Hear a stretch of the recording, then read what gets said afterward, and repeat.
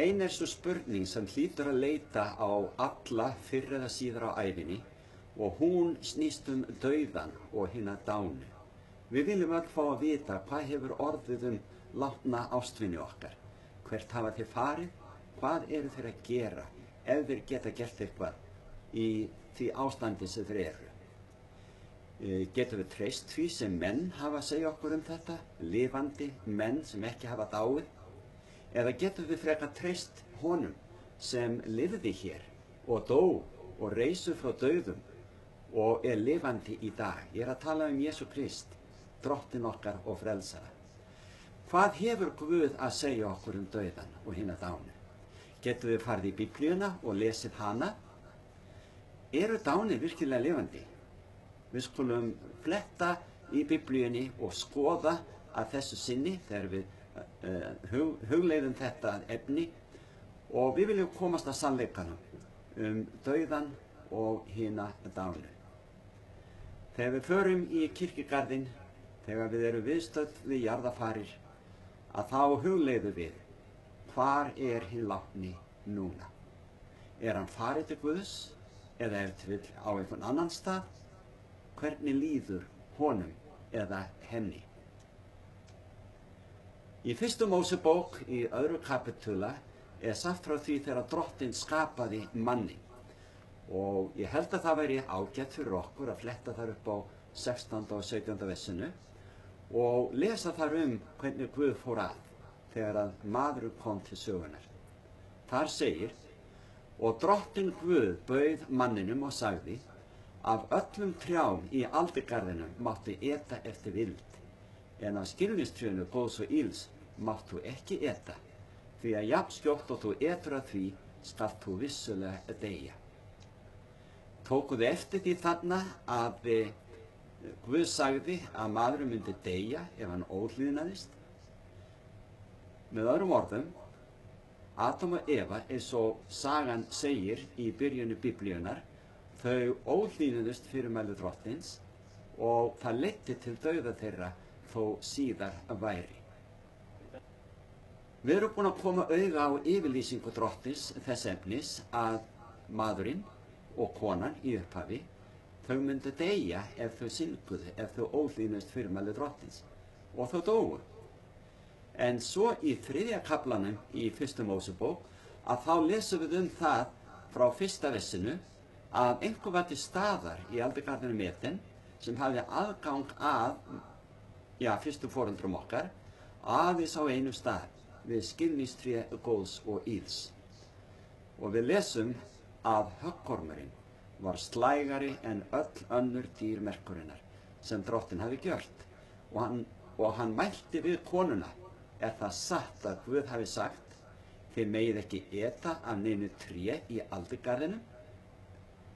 Hérna Satan að læða inn þessari efasemd hjá konunni að þið munið sennilega ekki deyja, og hann fullyrðir: þið munið ekki deyja.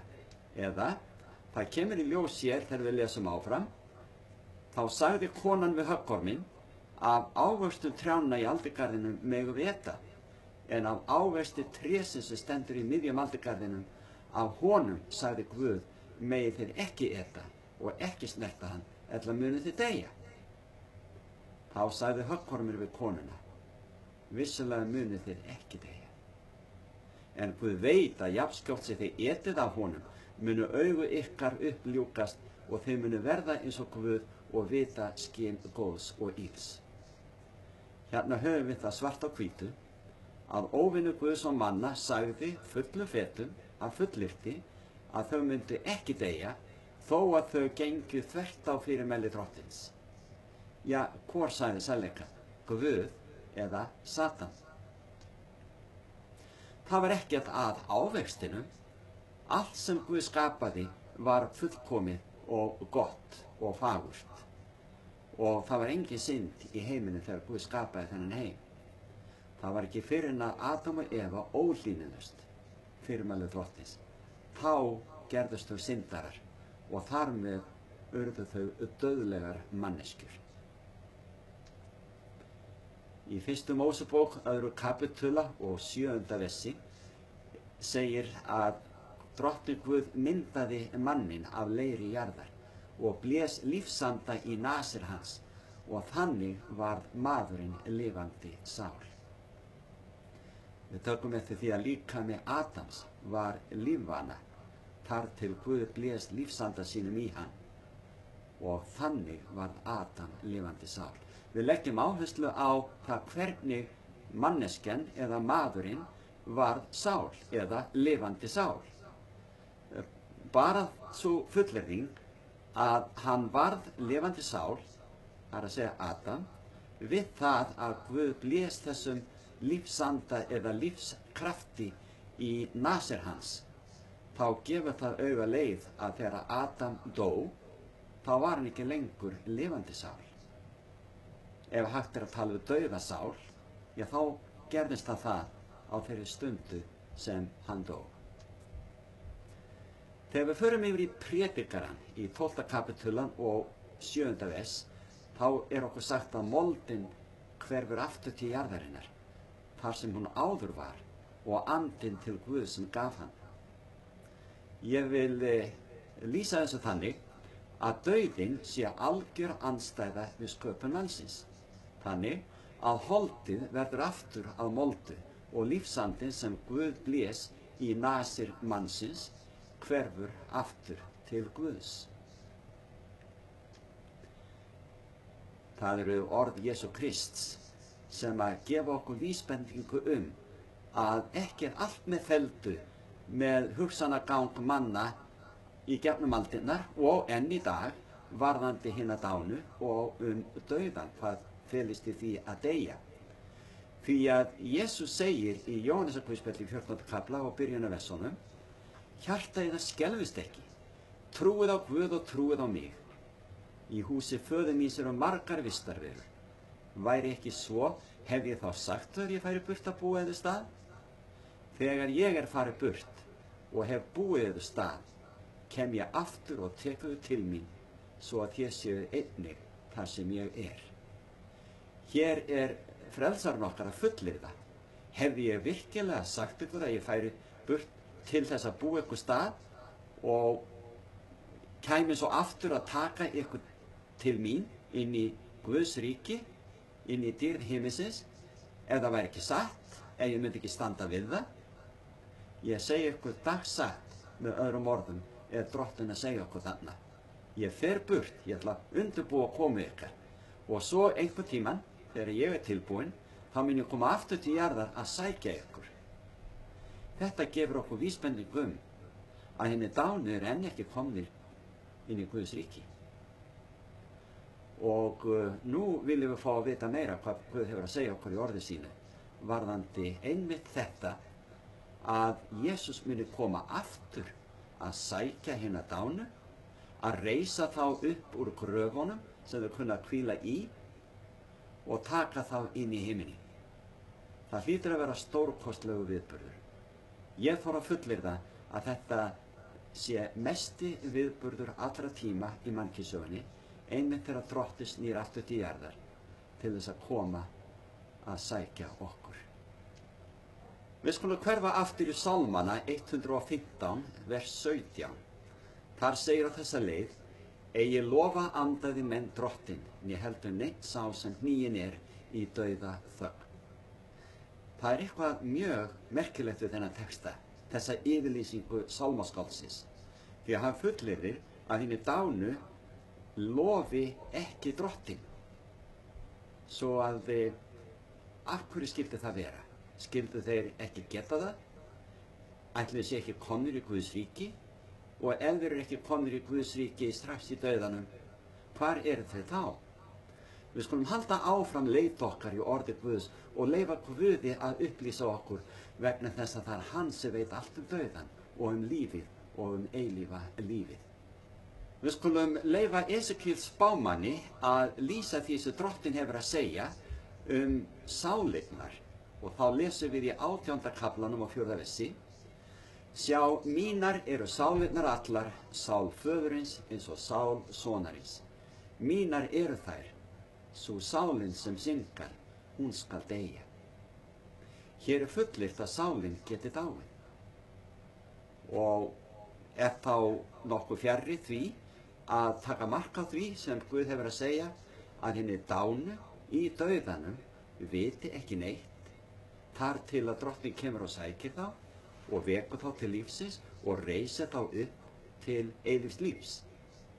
Ef þið haldið að ég sé að búa hér eitthvað til, þá ætla ég að leyfa ykkur að sjá í komandi tilvitnunum í ritninguna hvað Guð hefur að segja okkur um þetta allt saman. Í Sálmanum 146 frá öðru versi segir: Ég vil lofa Drottinn meðan lifi, lofsyngja Guði mínum meðan ég er til. Treystið eigi tignarmennum, mönnum sem enga hjálp geta veitt. Andi þeirra líður burt, þeir verða aftur að jörðu, á þeim degi verða áform þeirra að engu. Svo að í dauðanum þá líður andi hinna dánu burt, lífsandinn, lífskrafturinn sem við lásum þarna í byrjun, sem Guð skaparinn blés í nasir Adams í upphafi. Og svo í dauðanum þá verða áform hinna dánu að engu. Við höldum áfram með sálmaskáldi sem lýsir þessu öllu svo vel. Til dæmis í Sálmi nr. 6 í 5. versi segir: Snú þú aftur Drottinn, frelsa sálu mína, hjálpa mér sakir elsku þinnar, því að enginn minnist þín í dánar heimu. Hver skyldi lofa þig hjá helju? Sjáu þið, vinir, það er nefnilega enginn sem getur í dauðanum lofa Guð, því að dánir eru dánir. Og þegar fólk er dáið, þá er það ekki lifandi og getur þess vegna ekki talað eða lofað Guð. Ef við höldum áfram og styrkjum þetta sem þegar er komið enn betur með því að kynnast því sem Drottinn vill endilega fá að fræða okkur ástand hinna dánu og svo það sem við tekur þegar að dánir lifa á ný. En fyrst í Predikaranum í 9. kapitula frá 5. versi er fullyrt: Því að þeir sem lifa vita að þeir eiga að deyja, en hinir dauðu vita ekki neitt og hljóta engir laun framar, því að minning þeirra gleymist. Bæði elska þeirra og hatur og öfund, það er fyrir löngu farið og þeir eiga aldrei framar hlutdeild í neinu því sem viðber undir sólinni. Kæru vinir, þið sem á þetta hlýðið og horfið á og getið lesið þessar ritningar Biblíuna sem við setjum upp á skjáinn hverju sinni, þið hljótið að átta ykkur á því að Guð er hér að segja okkur sem lifum að í dauðanum vitum við ekki neitt. Við getum ekki framkvæmt þau áform í dauðanum sem að við, ef þið vill, áformuðum á meðan við vorum lifandi til að framkvæma eftir dauðan. Það bara gengur ekki upp, því að dánir geta ekkert gert. Eða viljið sjá hvað Predikari segir til dæmis í 10. versinu. Þar segir hann: Allt sem hönd þín megnar að gjöra með kröftu þínum, gjör þú það. Því að í dánarheimum, þangað sem þú fer, er hvorki starfsemin í hyggindi, né þekking, né viska. Með öðrum orðum, þegar við deyjum, þá bara sofum við. Við vitum ekkert af okkur, því að við getum ekkert hugsað, við getum ekkert áformað, við störfum ekki að neinum áhugamálum, það er engin þekking til staðar. Og Predikari hvetur okkur til þess að gjöra allt sem við getum á meðan við lifum, vegna þess að þegar við deyjum þá endar öll slík starfsemi og allur hugsanagangur og við vitum ekkert af okkur. Eigum við að halda áfram og skoða miklu meira í Biblíunni, því að Guð býr yfir svo miklu meira til að fræða okkur ástand hinna dánu. En áður við gerum það, þá vil ég geta þess að ég ólst upp á þá hugsun að í dauðanum færum við beint til Guðs, til himins, þeir sem að hafa sett allt sér traust á hann. Eða þá, mér var líka kennt það að vondir menn myndu fara til einhvers hvalastaðar sem kallaður er helvíti. Ég ætla að fjalla sérstaklega það síðar, það sem Biblía kallar helvíti. En það ekki neinn hvalastaður sem til í dag eða sé í gangi í dag, þar sem dánir kveljist í einhverjum hvala eldi. Nei. Við komum að því síðar í öðru erindi, þá ætla ég að fræða ykkur það hvað Biblían að segja svokallað helvíti. Og þá verður þau undrandi á því hvað Guð hefur að segja okkur einmitt þetta efni. En höldum áfram að skoða hvað Biblía segir okkur dauðan og hina dánu. Í Apostólasögunni, í 2. kapitula frá 34. versi, að finna yfirlýsingu sem á þessa leið. Ekki steig Davíð upp til himna, en hann segir, Drottinn sagði við minn drottinn, set þig mér til hægri handar, þangað til ég gjöru óvini þína að fótskör þinni. Það Lúkas sem skráði þessa yfirlýsingu, því að hann skrifaði allt Lúkasarguðspjallið. Og þetta gjörði hann, þar að segja skrifaði hann, 1000 árum eftir daga Davíðs, eftir að Davíð dó, Davíð konungur. Og þá segir hann 1000 árum síðar að Davíð sé enn ekki komið til himins. Lúkas skráir frásögu sína, sem Lúkasarguðspjallið, eftir að Jesús dáinn og upprisinn og stiginn upp til himins. Samkvæmt því sem að Lúkas þarna að vitna í, þá hann að tala Davíð, hann segir, Drottinn sagði við minn drottinn, set þig mér til hægri handar, þangað til ég gjöri óvini þína að fótskör þinni. Með öðrum orðum, þegar Jesús fór sigri hrósandi eftir að hafa stigið upp frá dauðum til himins, að það var tekið svona vel á móti honum.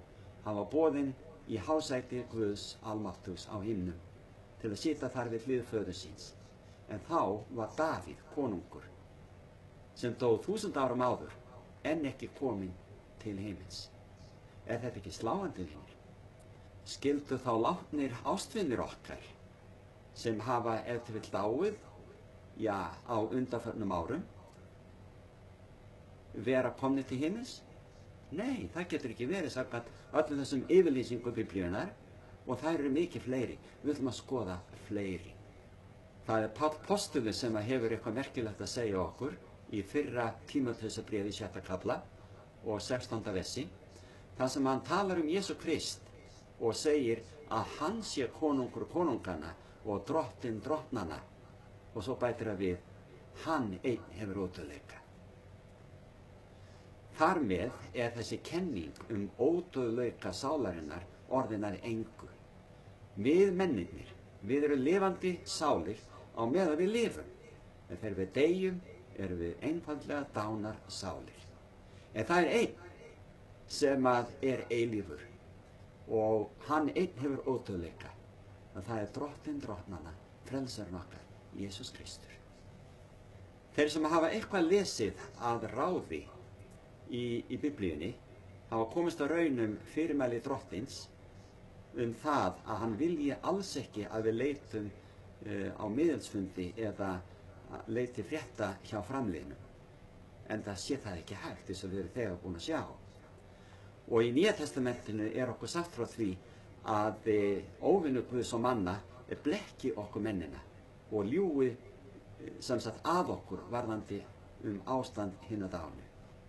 Við skulum hverfa yfir í Gamla testamentið og lesa í 3. Mósebók í 19. kafla, og það 31. versið þar sem Drottinn segir, leitið eigi til særingaranda né spásagnaranda, farið eigi til frétta við þá, svo að þér sörgist ekki að þeim, ég Drottinn Guð yðar. Hér Drottinn að gefa fyrirmæli að við eigum ekki að leita til særingaranda. Það eru þeir sem eru miðlar, eða kallaði miðlar í dag. Við förum yfir í 5. Mósebók í 18. kaflan og finnum þar yfirlýsingu sem Drottinn gefur fólki sínu, skömmu áður en það heldur inn í fyrirheitna landi, Kanasland, sem í dag kallast Ísrael.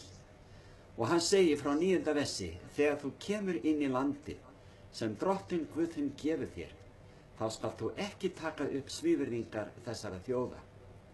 Eigi skal nokkuð finnast hjá þér sáu látið son sinn eða dóttur ganga gegnum eldinn, eða sáu farið með galdur eða spár eða fjölkingi eða töframaður, eða gjörningamaður, eða særingamaður, eða spásagnamaður, eða sá leiti frétta af framliðnum, því að hver sái slíkt gjörir drottni andstyggilegur, og fyrir slíka sviðveringar rekur drottinn Guð þinn þá burt undan þér.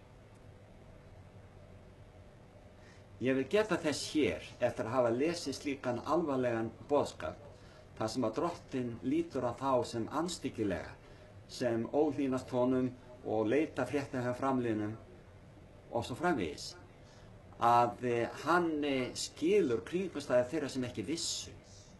Nú erum við að kynnast því sem drottinn að segja öllum varðandi ástand hennar dánu, og hann vill ekki að við leitum frétta af hinum dánu vegna þess að það er ekki hægt.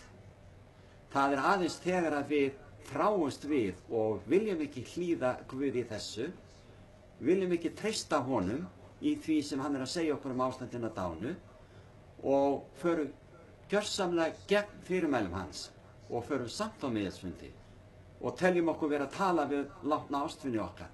Það þá sem drottni finnst það andstyggilegt sem sagt á okkur að gera slíka hluti. Og þetta gerðu íbúar Kananslands í þessu fyrirheitna landi Ísraelsmanna, og drottinn var að reka fólki þaðan í burt undan Ísraelsmönnum, einmitt vegna þess að þeir trúðu á líf eftir dauðan. Það að segja að dauðinn væri bara líf, eins og væri að ganga í gegnum dyr þegar við deyjum og höldum áfram að lifa og jafnvel betra lífi. Drottinn segir, þetta ekki satt, þetta ekki rétt, og við höldum áfram að skoða hvað Guð hefur að segja okkur. Getum við treyst Jesú Kristi? Hann sagðist vera vegurinn, sannleikurinn og lífið.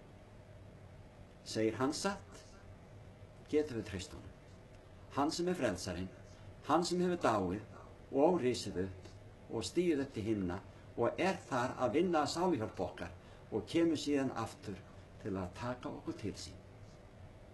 Við förum yfir í fyrri Krónikubók í Gamla testamentinu, og þar finnum við í 10. kaflanum frá 13. versi sagt frá því þegar að Sál dó og af hverju hann dó. Það var vegna þess að hann var ótrúr Guði, og eins og segir þarna, þannig lét Sál líf sitt sakir ótrúmennsku hans við drottinn, sakir þess að hann eigi varveitti boð drottins og einnig sakir þess að hann hafi gengið til frétta við vofu. En við drottinn hafði hann eigi gengið til frétta. Hann lét hann þess vegna deyja, en konungdóminn hverfa undir Davíð Ísæsson. Hér okkur sagt fullum fetum að Guð var svo ósáttur við Sál þegar hann fór á miðilsfund að hann lét hann deyja. Í dag höfum við möguleika á að fræðast í öllum ritningunum, einnig í Nýja testamentinum, allt það sem að Guð hefur að segja okkur hina dánu og ástand hina dánu og framtíð hina dánu eftir að þeir rísa upp frá dauðum. Við skulum leyfa okkur að treysta því sem Guð segir okkur þetta allt saman, fremur en manna kenningum, því að þær enda með ósköpum. Og þá skulum við stökkva yfir í Nýja testamenti, það sem að Páll postuli segir okkur í öðru Korinthubréfi 11. kapitula frá 11. versi. Hann að tala menn sem eru ekki traustsverðir. Þetta eru kennimenn, predikarar sem afvegaleiða fólk. Og hann segir að slíkir menn eru falspostular, svikulir verkamenn, taka á sig mynd postula Krists, og ekki það undur því að Satan sjálfur tekur á sig ljós engils mynd. Hér okkur sagt að Satan geti birst okkur mönnunum sem ljós engill. Hann ekki eins og svartur púki með klaufir og horn og spúandi eldi, heldur eins og skínandi bjartur engill. En það skapaði Guð hann slíkan. nema hann var syndlaus og saklaus áður fyrr. En þegar gerði uppreist gegn Guði ásamt öðrum englum sínum sem fylgdu honum að málum, að þá var að kallaður djöfull eftir það, djöfull og Satan í reikningunum. Og Guð að vara okkur við því í gegnum Pál postula að það sé Satan sem að tekur á sig mynd látinna ástvina okkar þegar að við förum á miðilsfundi, og það eru ekki hinir dánu sem birtast þar eða tala við okkur, heldur aðrir sem vinna gegn Guði og gegn sáluhjálp okkar allra. Við vorum að lesa það í Biblíunni að við getum ekki treyst óvinni Guðs og manna, því að hann birtist okkur á ýmsan hátt eins og hann væri einhver annar. Sjáu þið, vinir, af öllum þessum orðum og yfirlýsingum komist við að raunum að Satan vinnur að því að blekkja okkur mennina. Dánir eru ekki lifandi ef að við treystum því sem að Guð hefur að segja okkur, fyrr en Kristur kemur og sækir þá. En Satan, alveg eins og í aldrigarðinum Edén, reynir að sannfæra okkur eins og hann sannfærði Evu að við munum lifa en ekki deyja, þrátt fyrir synd. Og í dag sannfæra hann okkur eða leitast við að sannfæra okkur að dánir lifi. Í Jóhannesar Guðspjalli í 8. kafla í 44. versi finnum við yfirlýsingu Jesú Krist þar sem að hann talar við leiðtoga Ísraelsmanna forðum sem unnu gegn því verki sem hann var að vinna hér á jörðu okkur til sáluhjálpar. Hann sagði við þá: þér eigið djöfulinn að föður og viljið gjöra það sem faðir yðar girnist. Hann var manndrápari frá upphafi og aldrei í sannleika. Því í honum finnst engin sannleikur. Þegar hann lýgur fer hann að eðli sínu, því hann lygari og lyginnar að faðir. Getum við treyst þessu sem Drottinn segir? Hann í raun og veru að segja okkur: gætið ykkar. Það eru ekki dánir sem birtast á miðilsfundum, heldur einhver allt annar, og hann lýgur að mönnum. Kæru vinir, við þurfum að lesa í Biblíunni. Við þurfum að komast að raunum allan sannleikann hina dánu og ástand þeirra í dauðanum. En þá verðum við líka að leyfa okkur að treysta reikningunni, bæði Gamla og Nýja testamentinu. Páll postuli gefur okkur fyrirheit þegar hann skrifar í 1. Korinthubréfi, 15. kafla, og það frá 51. versi sem við lesum. Sjá, ég segi yfir leyndardóm. Við munum ekki allir sofna, en allir munum við breytast. Í einni svipan, á einu augabragði, við hinn síðasta lúður, því að lúðurum gjalla, og þá munum hinni dauðu upprísa óforgengilegir, og við munum breytast. Er þetta ekki stórkostlegt, vinir? Hér Guð í gegnum postulan að fullvissa okkur að dánir munu lifa á ný. Og þeir sem hafa dáið í trú á frelsaran munu rísa upp til eilífs lífs. Leyfum okkur að treysta þessu, vinir. Svo kemur Kristur og segir okkur að, og það finnum við í Upprunabókinni 22 í 12. versi: sjá, ég kem skjótt og launin hef ég með mér til að gjalda hverjum og einum eins og verk hans er. Það ekki fyrr en, með öðrum orðum, það ekki fyrr en að Kristur kemur aftur að við tökum út launin okkar. Og þegar hann kemur, þá mun hann gefa þeim sem að hafa treyst honum fyrir eilífri velferð sinni eilíft líf. En aðrir munu ekki hljóta eilíft líf. Við munum lesa síðar og skoða síðar í öðru erindi okkar hvað Guð hefur að segja okkur það hvað verður aðra dána, það að segja að rangláta, eins og Biblían kallar þá. En þegar Kristur kemur, þá kemur hann með launi, og það ekki fyrir hann kemur aftur í skýjum himinsins að réttlátir dánir taka út laun sín og eru boðnir velkomnir inn í himinin. Þegar Kristur kemur aftur, dýrlegu dagur, á morgni lífsins, þegar réttlátir dánir rísa upp til lífsins og eru boðnir velkomnir inn í dýrð himinsins. Það hlýtur að vera tilhlökkunarefni. Við getum leyft okkur að hlakka til. Það ger ég. Í Jóhannes guðspjalli í 11. kafla þá segir Jesús í 25. versi: Ég er upprisan og lífið. Sá sem trúir á mig mun lifa þótt hann deyi. Þá verða endurfundir. Þá munum foreldrar fá börnin sín sem dó á unga aldri í fangið sitt.